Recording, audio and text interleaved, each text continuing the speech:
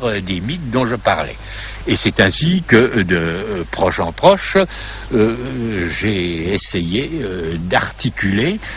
toute une partie du discours mythique des Indiens d'Amérique. Ça, c'était l'objet du premier volume, mais en même temps, il posait, cette analyse posait un certain nombre de problèmes, et dont l'un d'entre eux, peut-être le principal, était qu'il semblait y avoir dans les mythes certains problèmes qui se posaient avant même le cru, si je puis dire, et d'autres qui se posaient après le cuit, que l'opposition du cru et du cuit était une opposition trop simple, trop élémentaire, qu'il y avait du plus que cru, qu'il y avait du plus que cuit. Et ceci m'était imposé par la place que les mythes même que j'avais examinés faisaient à deux substances comme le miel sauvage et le tabac, qui m'ont donc obligé à envisager cette espèce de retour à l'état de nature que représente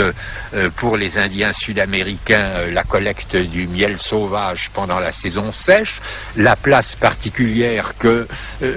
le tabac fumé ou bu occupe dans leur rite et dans leurs croyances comme moyen de communiquer avec le monde spirituel, soit dans un cas une sorte de retour à la crudité et dans l'autre cas un passage au-delà de la catégorie du cuit, puisque c'est au-delà de la catégorie de la culture. Ceci était le deuxième moment, mais qui lui-même poser des problèmes, et je dirais volontiers des problèmes d'un autre ordre, puisqu'il se trouvait qu'au fur et à mesure que j'étendais ma prospection, que j'intégrais de nouveaux mythes à ceux que j'avais précédemment analysés, j'étais obligé non pas seulement de me poser de nouveaux problèmes, mais d'élargir le champ géographique de mon enquête et de faire progressivement appel à des mythes provenant d'Amérique du Nord, en plus de ceux provenant d'Amérique du Sud, ce qui, naturellement, m'obligeait à faire un certain nombre d'hypothèses d'ordre historique sur le peuplement de l'Amérique et les raisons pour lesquelles il était possible de considérer que les mythes des deux Amériques parlaient un langage commun et qu'un dialogue s'établissait entre eux. Mais cet élargissement géographique, puisque le troisième volume, l'origine des manières de table, passe d'Amérique du Sud en Amérique du Nord, à peu près au premier tiers, en même temps élargissait la problématique qui était celle à laquelle j'étais confronté dès le début. Et ces manières de table,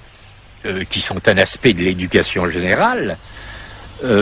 amenaient à leur tour à poser des problèmes plus vastes, qui sont ceux du rapport entre l'humanité et la féminité dans ce grand problème général du passage à la nature, à la culture, où les femmes représentent justement dans la pensée des Indiens américains une catégorie de l'humanité plus proche de la nature et la partie masculine plus proche de la culture, et que le problème du passage de la nature à la culture se transforme donc en quelque sorte en un problème d'éducation des filles.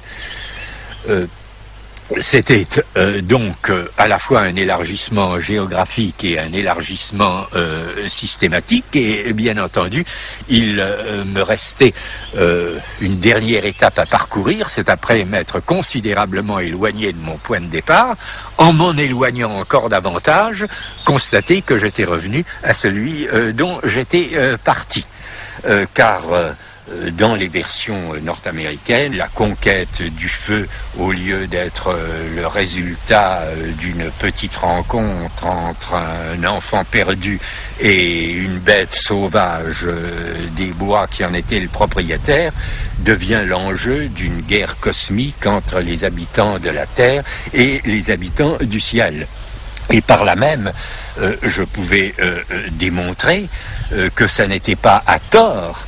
que j'avais, dès le départ, élargi un mythe, à peine un mythe, presque un conte, en apparence insignifiant, en lui donnant des proportions et une signification véritablement philosophique.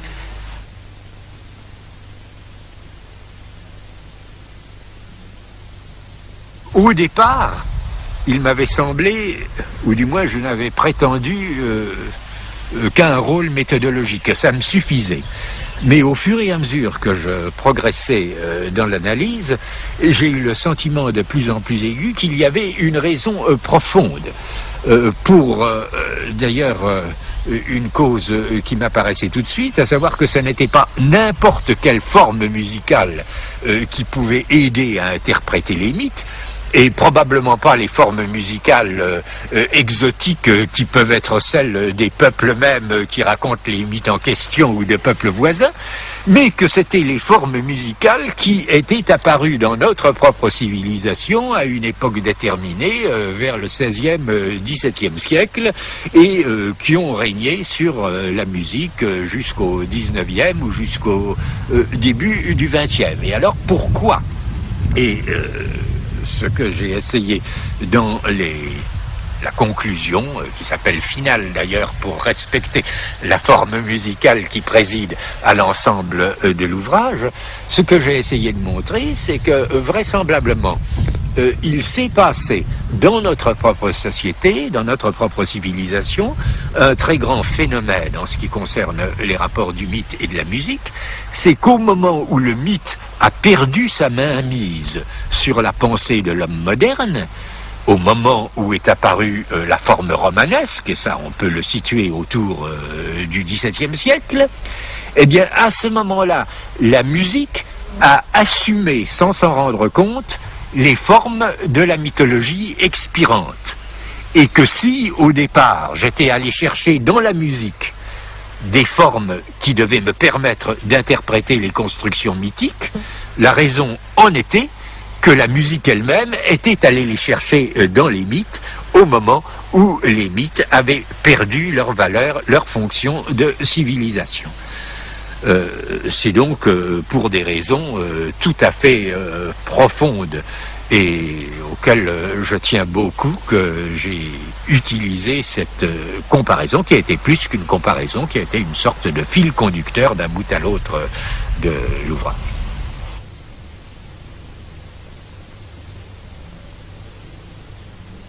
Je dirais que les mythes m'apparaissent comme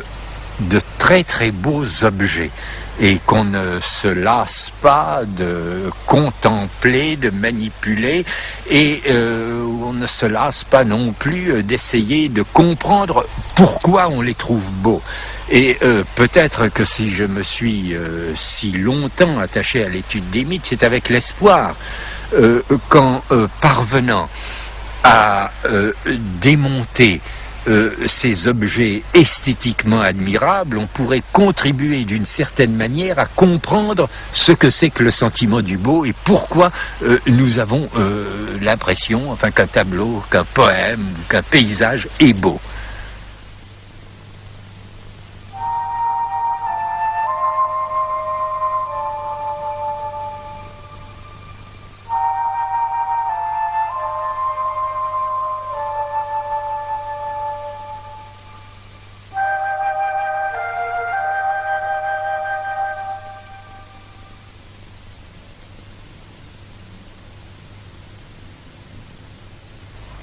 Il est vrai, enfin, qu'on a souvent accusé le structuralisme d'anti-humanisme. Je ne dirais pas que c'est totalement faux, je dirais que c'est seulement à moitié vrai, parce qu'au total, qu'est-ce qu'on nous reproche ? On nous reproche deux choses, l'une sur le plan épistémologique et l'autre sur le plan moral. Sur le plan épistémologique, on nous reproche d'adopter sur l'homme un point de vue qui n'est pas celui